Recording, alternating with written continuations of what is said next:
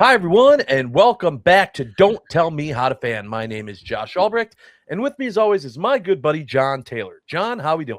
I'm doing great, Josh. NFL draft just wrapped up.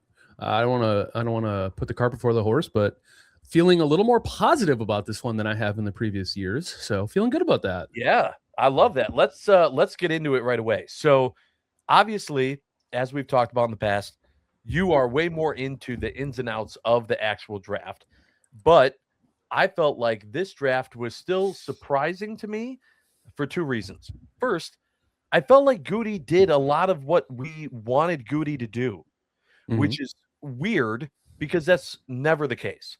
I feel like it's usually we want him to take a cornerback. Cool. He took something, a running back. What? Like it's just something completely out of left field. And it ends up usually panning out, but not the person that or the position that we wanted taken.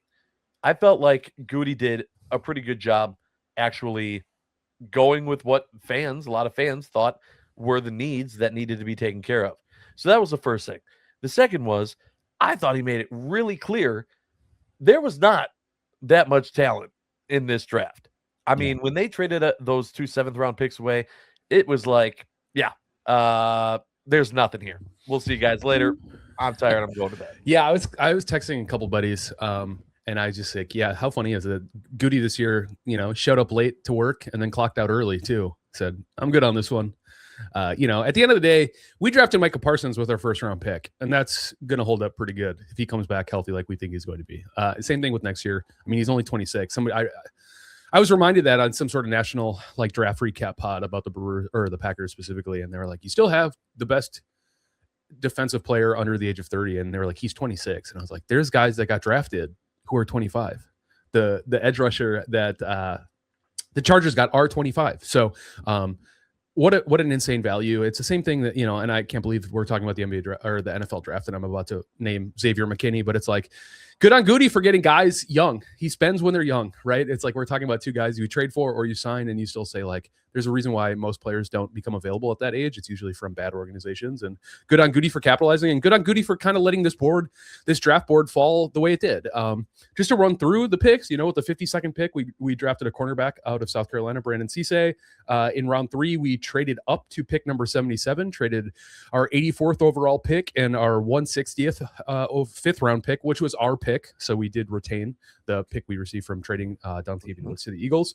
We drafted Chris McClellan, a D tackle out of Mizzou. And then in the 4th round, we drafted what many are considering one of the biggest steals of the draft. Pick number 120, 4th round, Denai Dennis Sutton, edge rusher out of PSU. That was a name that was Packers fans were salivating thinking about. And then in the 5th round, we drafted Yeager Burton, interior offensive line out of Kentucky, and last but not least, or Damani Jackson. Those are the skill position players. And then, like you had mentioned, we traded our 7th round picks for Trace Mack, the coolest kicking name of all time, and he bombs balls and has weird aura in a good way. He seems like a real maniac, so I'm excited about it. But yeah, those are the picks. By this point, everybody's probably heard of them, but just in case you were under a rock or just woke up from a coma and turned on to the Wisconsin Sports Radio Network immediately, those are the picks. So let's kind of break this down. So let's start with Brandon Cisse. So obviously, I'm looking at this and I'm going, yay, cornerback. But as far as Brandon himself, right? How do you value him as the first pick that the Packers had, right? No first round pick, but the first pick that the Packers had in this draft, and that cornerback role? I'm assuming that, he's going to see a decent amount of playing time. This isn't a backup and learn position because the Packers are pretty desperate at cornerback. Yeah, I would say the way that with the signing of Benjamin St-Juste kind of makes it so that he might not start right away.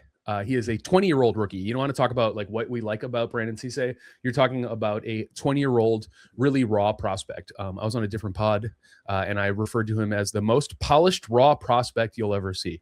Like he can hang in the SEC. In South Carolina, he played against a lot of really formidable teams.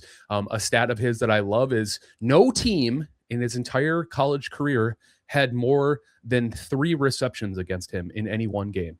And the only game where he got his lunch money taken from him was from I forget where KC Concepcion played, but he was the wide receiver that was taken in the first round. So another starting caliber NFL talent. They went battle for battle. And what you see on tape is you see a guy who is uber athletic, which go figure. That's all the Packers organization wants to take. You know, Ted Thompson explained once the world theory, which is they take guys who are one of one humans. There's only so many of these types of people walking around on this planet, so the Packers draft them. But you know, Goody said he's one of the few guys who can play off man. He can play press. His suddenness through transition is something that stood out to them. He's very young. We think his best football is ahead of him. And at 20 years old, how can it not be? We also share a birthday, so I'm a little partial to him.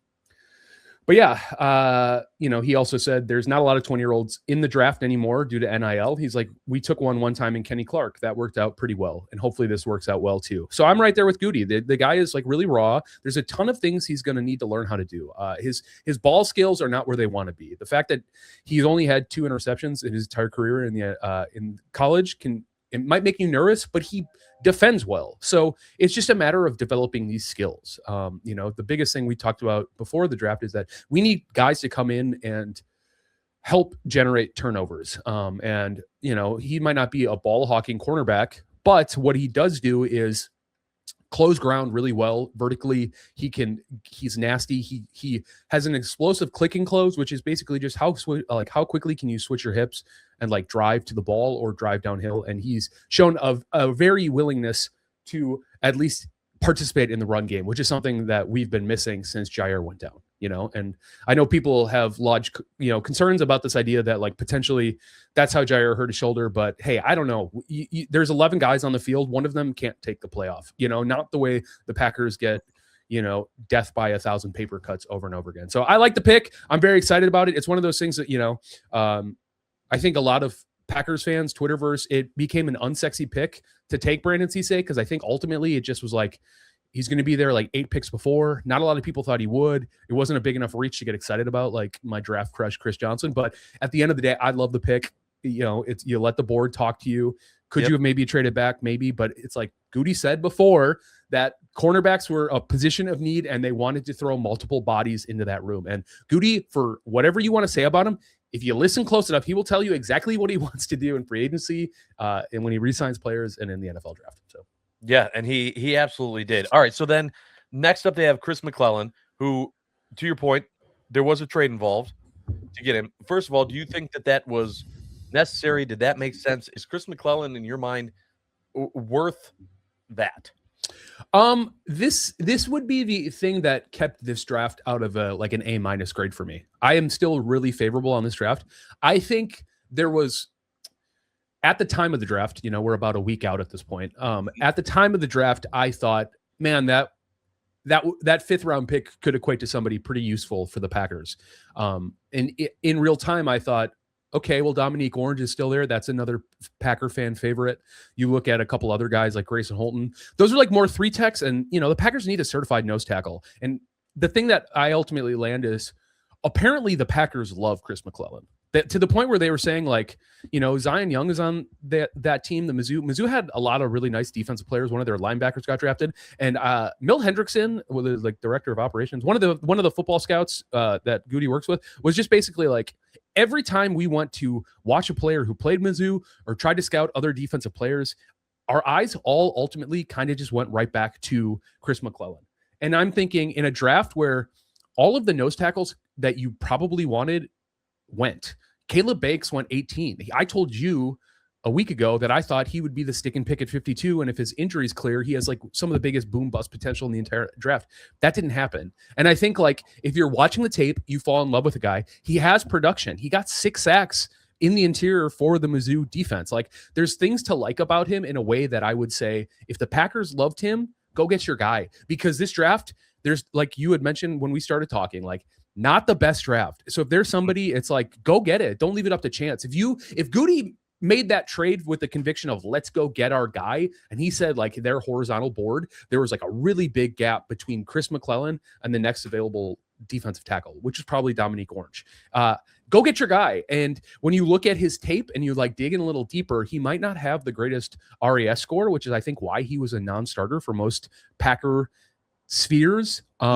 he produced. They've shown that they take a willingness to take guys who are dense in the middle. And ultimately, I just think like he's going to be able to come in. He's going to be able to muck up, hopefully anchor some double teams so Edge Cooper and Zaire Franklin get off block. And then, hopefully he can figure out a way to develop a pass set. But he has it. He can actually affect and rush the passer. So I think he does something that no other defensive tackle post Caden McDonald going really could do for them. So, yeah, that's where I landed. So worth it, but kind of just because it was evident that the Packers really wanted him. Yep. If you were there, doesn't necessarily mean you would have been that willing to go get the guy. Yeah. Okay. He might not have been my pick, but if he wasn't there at 84 and 84 and somebody sniped Dominique Orange, it's like, what were they going to do? Right. The next available D tackle would have been somebody who was projected to go like late fourth. So you just got to go get somebody that you think can come in and do something for your football team. And Chris McClellan definitely will do that. So, and then, as you mentioned, the what a lot of people are saying, the biggest success story of the draft for the Packers, DDS at edge, which he's going to be DDS. Like I'm calling him DDS forever. The dentist. That's right. The dentist. I love it. So talk to us about, John, about that pick, why it made sense, because as I'm watching this, I'm going, okay, like we're checking the boxes. Next is edge. And then that's what they took. Yeah, I think you got it right on the head. I'll try to go a little faster, even though he deserves his own 14-minute segment. Denai Dennis Sutton, he was getting mocked at 52 to the Packers. Like he has like an insane athletic profile. He's 6'5", 265 pounds, playing edge.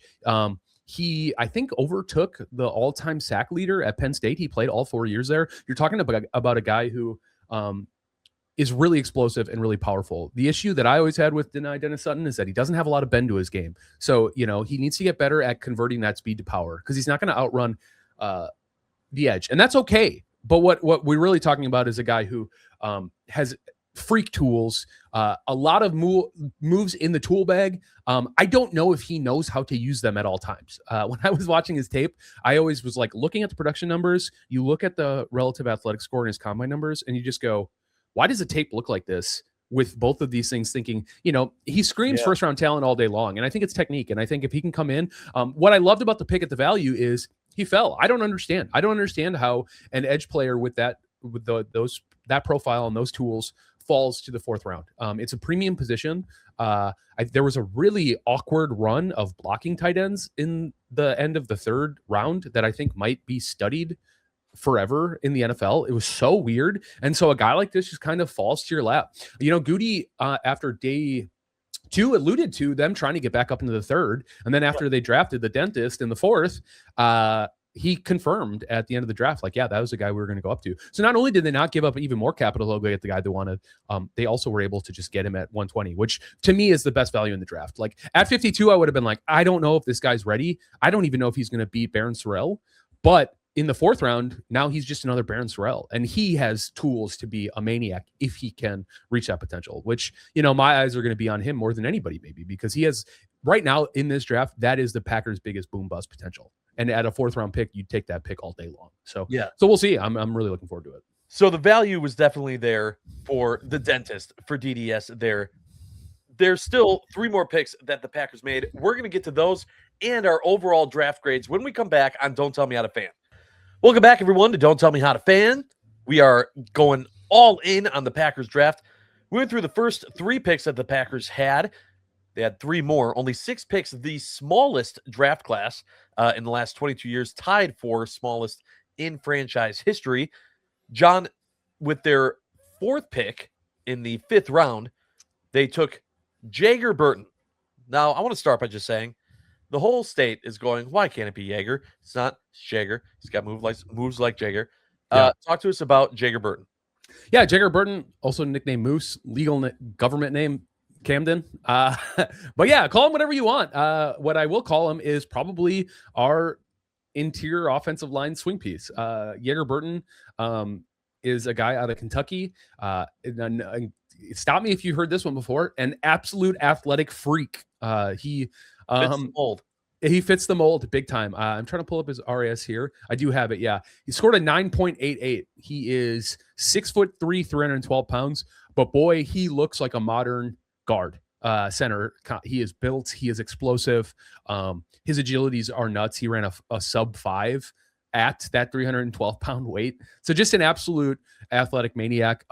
He played center his last year in college at Kentucky, but he has serious interior offensive line depth. He played almost 1,100 snaps at left guard, almost 1,000 snaps at center. And then he's also even played almost 500 at right guard. So he profiles out to probably be a center. I think really what this is you develop him, he plays on the line, and maybe he can push Sean Ryan, or he plays well enough that it kind of kicks Sean Ryan back out to guard. But it's another classic Packers pick. My dad was asking me who I thought they were going to take, and I said, hey, look at Jagger Burton in the 5th. Like, he screams Packers all day long. And then we drafted him, and he called me. He's like, how'd you know? I was like, because they take linemen. They take athletic freak linemen who can play up and down the line, and that's this guy. He probably would never. He won't play tackle. He never has. He just doesn't have the body composition for that. But you're talking about a guy who comes in and immediately raises the floor. And in a couple years after some developing, he does seem to probably be the heir apparent to Sean Ryan at that center position. You know, the way that contract extension, it made it not so much of a need in this draft, but a guy like this, when you look at some of the tackles that were taken, when they were taken, you're just adding somebody to that room. And I think that's like ultimately where I land is something really exciting. Something I really liked about him in college, he did not allow a single sack last year. His pass set is great. He is just like all the other Packers linemen. Like, he is going to keep Jordan Love clean through hell or high water. He is going to make that happen. His run blocking could use work, but he ran a zone blocking scheme in college. Once Matt LaFleur took over, we don't run that as much, but it's similar concepts to what they're running now. And I think, like, ultimately it's just another great depth piece that could pan out. And in the 5th round, like, that's a great swing to take. So, yeah. So the value there, not as high as DDS, but still great value for a 5th round pick. Yeah, I think he went right where he should be to the team that made the most sense. So, and when we're talking about, like, really what made this draft so great, in my opinion, is there was a lot of those picks where Goody was just looking at the board and said, we're just going to draft the guy and he'll play for us. So, I'm really happy with that pick. Like I said, I don't think he's going to come in and, like, push Aaron Banks to start at left guard. Like, I think you got to understand that this is another developmental piece, but,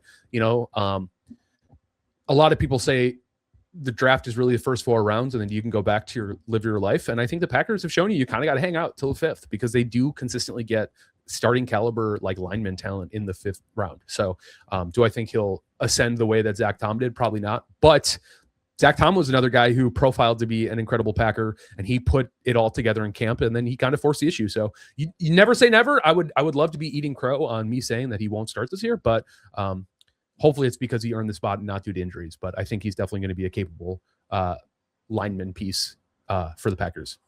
Love that. All right. And then 6th round, their pick, they take another cornerback in Jackson from Alabama. This one, to me, not knowing anything. So this was just like let's just keep competition. There's another one, like, let's just grab another cornerback. What did you see? Yeah, I think it's about the same. It's funny. I did a lot of mock drafts just because, truthfully, whether I think they're good picks or not, it forces me to think and look at players, and kind of narrows down my own scope of who I think the Packers should take at reasonable areas. Damani Jackson was somebody in the 6th round that would scream out at me a lot. He is, and stop me if you heard me, an athletic freak. He's got above a 9.5. But you're talking about a 5-star recruit who came out of college, who came out of high school to college, made his way to Alabama. A hell of a player, super athletic.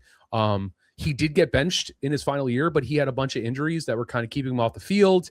Alabama chose to play some younger talent, but if you look at the playoffs last year, it's somebody who played a majority of snaps on the defensive side. So, right now, I think his path to playing in the NFL is going to be via special teams, and he said as much on his, like, Packers, like, phone call press conference, thing that they do after each pick. But he's somebody who struggled adversity early.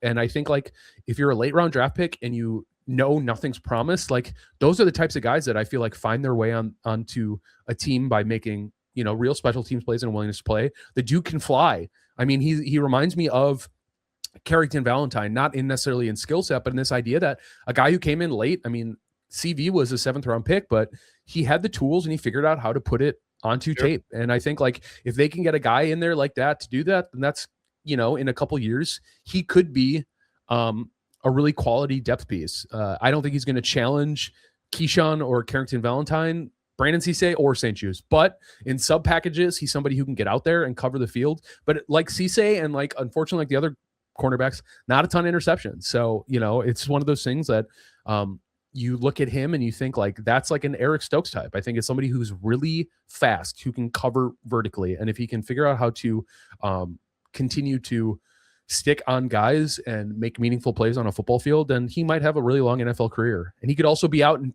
a year. You just never know with guys like this late in the round, but you got to keep betting on those tools. And I think like a blue blood program like Alabama, a willingness to play special teams he did in college, like he'll be on the team at least his rookie year until they figure out what they got. So, something to be excited about that late in the draft for sure. Yeah. And I don't think that anyone out there that is a fan of the Green Bay Packers is going to be upset with anything they're doing that's going to help special teams. I think we are all kind of sick of special teams being an excuse for why the Packers are losing games. And so if you can help out there, great. Speaking of special teams, then the Packers move back up into the 6th round, 15 picks later, to pick 216, where they get Trey Smack, the kicker from Florida, the only kicker that went in the draft. Mm-hmm. But there were multiple reports that said that if the Packers wouldn't have moved up, there were other teams ahead of the Packers that were eyeing him in the 7th round. Your thoughts on Trey Smack? I love the Trey Smack pick. Maybe I don't love a Trey Smack trade in every single draft to get a specialist, but when you look at the fact that Brandon McManus really kind of lost you a couple games down the stretch last year, really important games where you talk about the kicking has been consistently an issue all the way back to Anders Carlson. Like, you're just looking at a situation where they need to get a certified talent that they can develop in there. And obviously with the new special teams coordinator, Cam Acord, it sounds like a guy that he studied, but it's not just the Packers. He was the number 1 kicker on every consensus board that you saw. And like I said at the beginning, the draft shook out in a way that the only guys that the Packers would have drafted at 235 and 256, don't quote me, it was around late into the draft, were going to be head start guys that they wanted in undrafted free agency. And I think there were a couple guys like the Bears snipe Jordan Vandenberg. That was a guy that they wanted, that were showing interest in. There was buzz about like Michael Heldman from Central Michigan. That's like an edge guy. And it's like, maybe they would have drafted these guys to just make sure they could lock them down. But really what it comes down to there's only one position on the entire Green Bay Packers football team that you could come in as a rookie and start for right away. What position do you think that is? Kicker. Exactly. Right. It's I didn't need to do all that, but that's the point, right? So it's like in this draft, in this context, on this football team, trading your 2 7th rounders to get the only player that could dethrone McManus and actually win out and force a competition is Trey Smack. So go get Trey Smack and let's see what happens. Like, the guy's got an absolute leg. The Locked On Gators host is on record as saying like, he's a GOAT. People love him. They think he's a maniac. And so like, cool. Like, I don't mind your personality, but you got to have a swagger about you to kick in the NFL, especially now where 60 is like the new 50. You need to be able to bomb balls. And this guy can absolutely bomb balls. So awesome. It did bring up a point so that's the draft. Those are the draft picks. I want to stick with Smack for a second though, because then that brought up the conversation of, is this really just competition or is the writing on the wall for McManus? Because I think you look at this kind of in 2 ways. If you really drafted Smack, but in your mind, if you're Goody and LaFleur and that 3-headed monster with Ball, and you're looking at this with McManus and you go, I mean, he's still our guy, but let's give him some competition. If he doesn't have a good camp, then we'll kick him. Then I don't necessarily love the pick. If you already kind of knew you were going to move on from McManus, unless the pick completely flops in camp, then I like the pick. I don't like them bringing in Smack essentially just to create competition for McManus, to try to get McManus to, get more dialed in or locked in. You don't need. There are other kickers out there that you could bring into camp to do that. You don't need to waste a pick on that. So for me personally, I'm expecting Smack to be the guy. Yeah, I think you're right. I mean, I think like it's no secret they're going to talk competition, because ultimately, if Trey Smack can't put it together, you still have to walk back to Brandon McManus and go, "Hey, buddy, you made a mistake. You're a guy. Hey. Yeah, you're our guy." But you'd much rather get a guy under 4 years of cost control who has a leg than continue to have to pay, I wouldn't say a lot of money to Brandon McManus, but he's a 35-year-old kicker who's shown real decline in his stuff. And he's going to, I mean, the problem is Brandon McManus is going to go be lights out at training camp. He's going to trick everyone into thinking it's going to go well. And granted, he was injured and battling through half that season. So do I think Trace Mack is going to win it outright? Maybe not. But I think this is a very clear situation that if Brandon McManus kind of continues to pick up where he left off last year, struggling in situations where you got to have it, then I think they'll just move in favor of Trace Mack. And just to circle back on him a little more, because there wasn't obviously most draft prep guides, most stuff are not talking kickers. So, during his career, he went 13 and 16 from 30 to 39, 13 of 18 from 40 to 49, and 10 of 13 from 50 plus. And he only missed one extra point on 98 attempts and no missed field goals inside the 30. So what you're talking about is a guy with real deep ball accuracy. And that's what you're paying modern kickers for. The Brandon Aubreys of the world completely changed the way you play football against them. Think about Matt LaFleur. Like, they literally had to play that game so Brandon Aubrey couldn't kick from the Cowboys 40. How absurd is that? You have to game plan to be like, well, we can't let them get 30 yards or they're going to score 3 points. Like, it's like you got to upgrade, you got to find weapons. And it's like, until proven otherwise, you got to get points any way you can on this football team. And obviously you hope the injuries concerns are, not as severe as they were last year. And you hope a lot of the guys that went out last year come back and are healthy, but it's football. Games are going to come down to kicks, and you need to find a guy who can not only do it more consistently than what McManus has done, but also at deeper ranges. So I think Trace Mack does that perfectly. So, really quick before we get out here, final grade of the Packers draft for 2026. I gave him a B+, and I thought B+ is pretty great, considering that they didn't have a first round pick and that they traded away the 2 7th-round picks. So, where was your grade? I'm going to give it a B+. Like I said, I think the trade, well, I think post draft, it makes a lot more sense here in the way they were talking so favorably about Chris McClellan. I still do think you could have gotten a 5th rounder, like a Will Lee or somebody. You potentially could have gotten somebody who maybe actually could have came in and contested for more snaps than like a Damani Jackson. But I think you still had questions, and Goody said as much, that they were really hoping to get like a blocking tight end, like a Y style, and they weren't able to do that in this draft. There's conversations about free agency, and if they were to sign any, we'll talk about it, but they didn't really address that. And then they obviously threw undrafted free agents. They're bringing in a couple tight ends. They're going to bring in a running back. They're going to bring in a quarterback. The board didn't break that way, but the running back room is not my favorite. And so for that, I'd say it's probably about a B+ for me as well. I think they hit what they needed to hit. I think the most severe positions of need, they did. They restocked the cupboard in terms of line and edge rusher, and I love that. But I still think there's real questions at running back. I still think there's clear questions about who's going to be there behind Tucker Kraft. And in the way Matt LaFleur wants to play. These answers need to find answers to that. So B+ for me as well. The draft is done. B+ grades from us. I wish we could give a B+ to the Brewers on their performance currently. We will discuss the Brew Crew when we come back on Don't Tell Me How to Fan. Welcome back, everyone, to Don't Tell Me How to Fan. Josh Albrecht here. John Taylor there. We just got done with all of our Packers 2026 NFL draft review and recap. And now it's time to talk about the Brewers, because the Brewers are now 1 month in to the season. And I have thoughts. People have thoughts. It was a frustrating month of Brewers baseball. It made sense that it was going to be, if you strictly look at the injuries and what the Brewers had to face in that time. However, I don't know that it's necessarily the injuries being the main reason why it was such a frustrating time. So you could look at it and say on paper, yeah, that's the excuse. But I think there's a lot more to it. So, John, let's kind of start by just addressing that right now, the NL Central is playing very well, right? The Brewers are a part of that. I think I saw something that said entering the month of May, for the first time in NL history, a division has all of their teams above 500. It's happened a few times in the AL, but never in the NL. The NL Central, the first to ever get it done. So there is that. If you're just looking at the standings to where you're going to go, man, what's going on with the Brewers?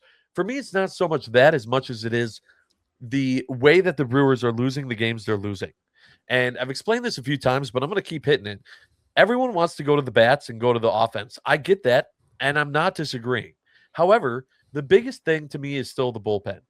The offense, we're waiting. We're desperately waiting. We're hopefully going to see it very, very soon. They're saying early May, even May 4th, could be when we see Vaughn and Churio back with the Brewers from their rehab stints in Nashville. Great. If that happens and the offense comes alive a little bit more, fantastic. We've been waiting for you. We need you there. Right? Let's go. Hooray. However, the bullpen only had Koenig out. Essentially, besides Koenig being out, the bullpen has been who we have. And they were supposed to be a driving force of the success of this team.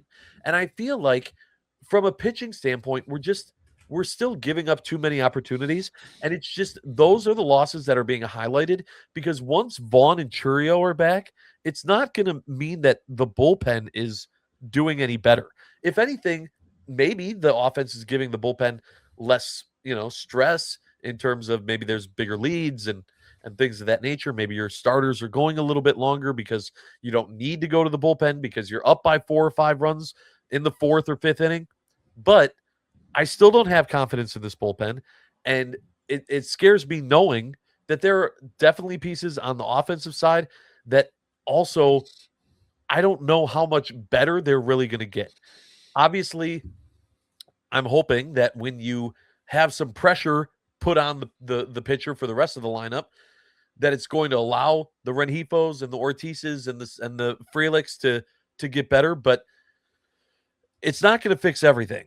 And so you really need that bullpen to get dialed in and locked down. And right now it's just not. And that is what's making, for me, frustrating Brewers baseball. Yeah, well said. I mean, I think there's, and I'll do my best to try to lob some ideas your way to help make you feel a little better. Yeah, please do. Always ease that anxiety.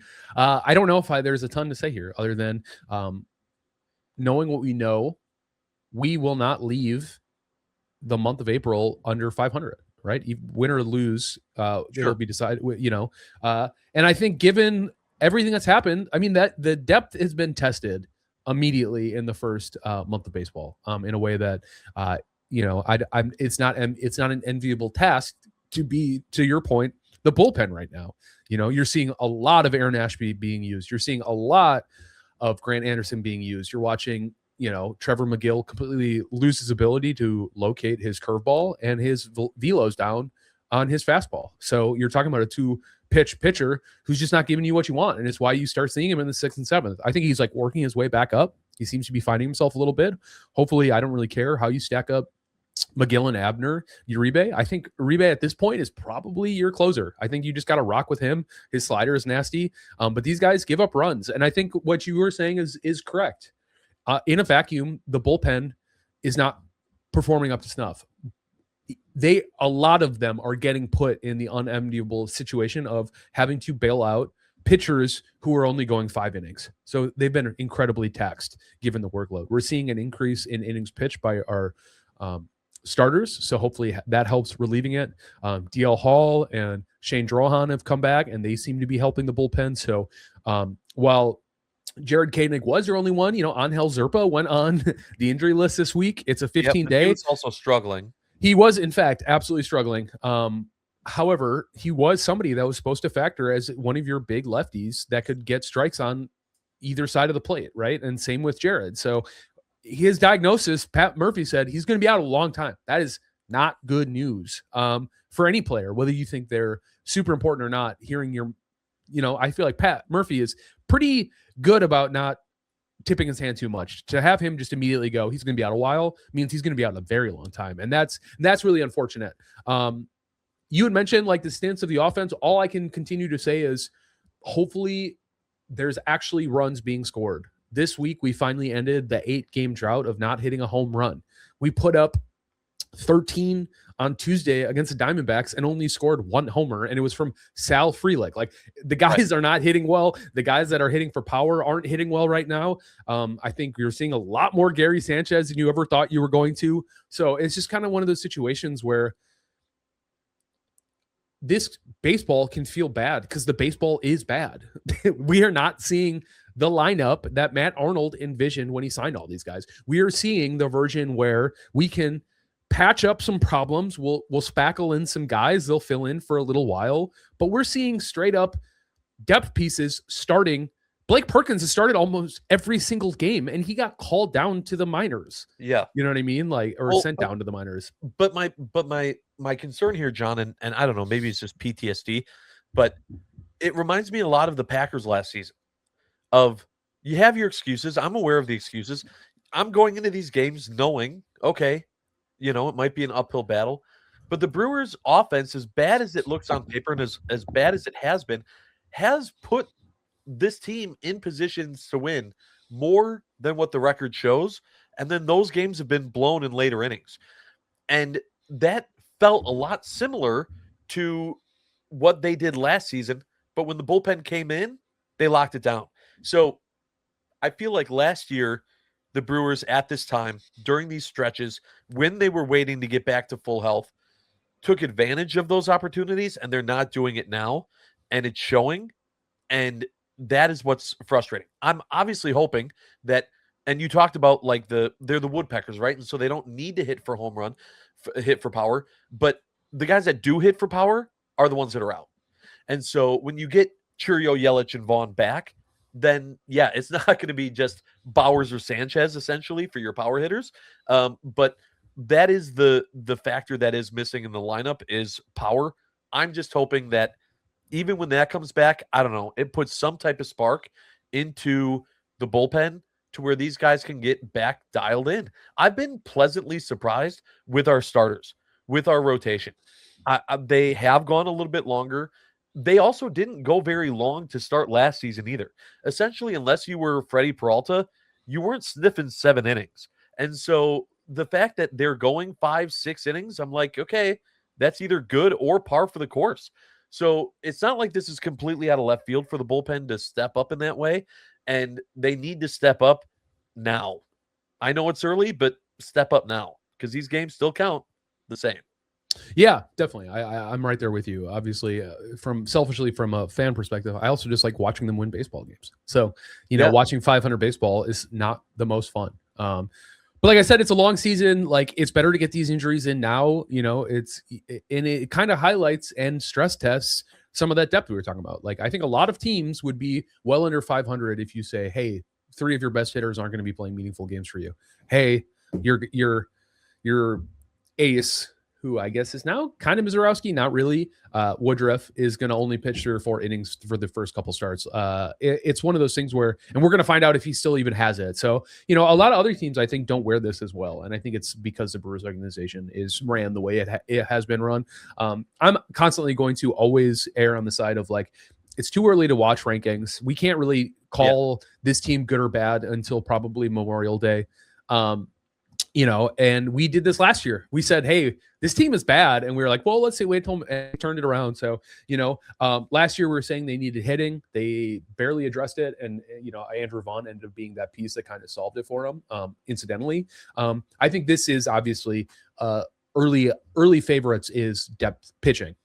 Bullpen stuff. I think you're going to see them moving some prospects for pitching. And who knows, you might see some trades for some positional players. Like Joey Ortiz is all but shadow banned from playing baseball for the Brewers right now. I think they've officially given up on his elite defense is not making up for it. They're playing a lot of David Hamilton at shortstop, and good or bad, he's cutting his teeth in the big leagues right now, and we're watching that as well. But I mean, Joey Ortiz continues to be the guy he is at the plate that he has been last year and parts of the year before. Fear didn't help. Nope. Did not help. Wholesale disappointing. So, we'll have to see. I think like Luis Rengifo's line might not have been great, but he's doing a lot for this team right now. I mean, he is like really putting the ball in play. It doesn't always equate to hits, but it's like the process is good. He's hitting for contact. When you think about like the Garrett Mitchells of the world who are at this point completely found out, there was hopes he was hitting for some power and you can live with the swing decisions. It's kind of bad again. He is just striking out. They know to throw high on him and he's just going to keep taking hacks. So, he's somebody that you have to kind of believe in the power and hope he can turn that around, like way more than like a Joey Ortiz who doesn't profile to hit the way that Garrett Mitchell can. But you start stacking a lot of these guys on the roster and you're going like, what? One of our best offensive pieces right now is like Brandon Lockridge and Right. David Hamilton's ability to drop a bunt 3 feet in front of the catcher. Like we are scrapping so hard for everything. And It's true. And good or bad, it's bad. Hopefully some of these guys who can actually put some, velocity underneath their swings, or, some air underneath their swings to get the ball driven out to the yard will help make everything feel a little easier. It's like if all of a sudden some of these guys are you insert Churio and Vaughn, it really does kind of fix the end of the lineup pretty quickly. And so maybe, you're just getting more opportunities to try to play competitive baseball. But you can't have Bryce Terang in a bases loaded situation like on Wednesday, just swinging on 0-2 counts to put the ball in play, right? It's especially after the inning that Brandon Sprout had. So we'll see. Yeah. Like you had mentioned, the pitching continues to be incredible. So time will tell. It is early, baseball fans. Yes, it is. It is early. I do think there are things to watch for, though. Definitely watch for when we get the power back, when those guys come up, see how that changes things in the month of May. And then the other focus is just going to be on, I understand it's still early, but pay attention to the minors and see when that bag of prospects, who starts to heat up. Because I think that's the big thing that they're watching right now. You talked about Joey Ortiz and some of these other guys and where their numbers are. I think if any Cooper Pratt or any of these guys, I mean, we saw Jet Williams hit a walk-off homer for the Sounds the other day. If that type of play happens in the minors, I think that's what's determining when some of these guys get their shots over the guys that are still struggling this year that were also struggling last year. All right, those are the things that we will be watching for. Hopefully you will be watching for us next time on Don't Tell Me How to Fan. Thanks so much. We appreciate it, and we're not done yet.